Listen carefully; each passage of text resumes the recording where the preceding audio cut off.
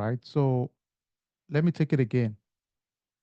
Wherever you are today, you are logged in because you have internet, a Wi-Fi.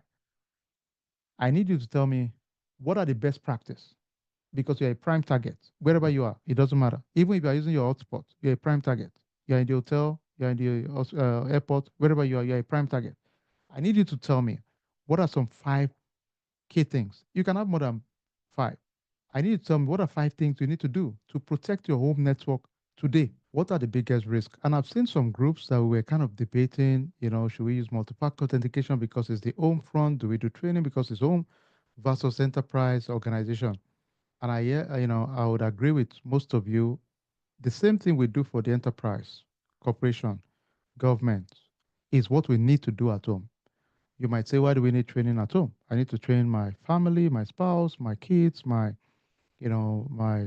grandparents, parents, and whoever comes to visit, they need to know security awareness and consciousness of your home network also.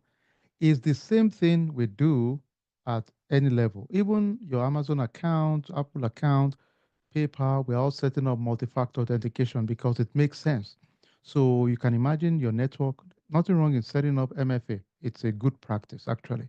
So let's have two presentations. Let's start with Adidolakwa in the house. Then we have Tokwe Peters for blue.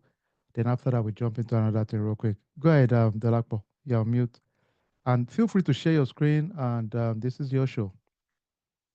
Yeah, so our group discussed best practices to protect our home network. So one of it is using a very strong password, and that there's also software that can pick strong password for you, and to change that password periodically. So installing firewalls, disconnecting unused devices away from that network, using antiviruses on our computers, and also run periodic scans on our system. Um, Antivirus does expire, so we should also keep note of that. So router using the latest version, scanning our network at all time, changing password after sharing it, even with people that we trust, and changing that password periodically. Having a guest network that is separate from the main network.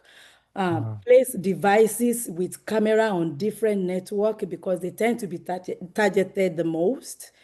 Ensure SSID is hidden.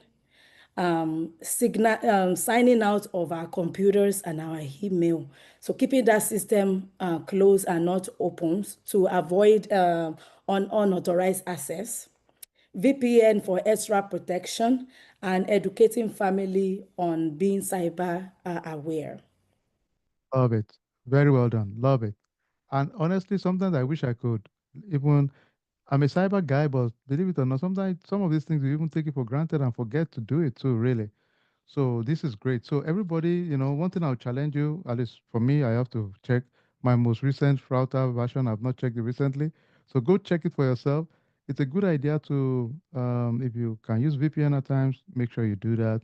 Antivirus. I know sometimes we want to, you don't want to pay for the antivirus. It makes sense to do it. So make sure you do that too.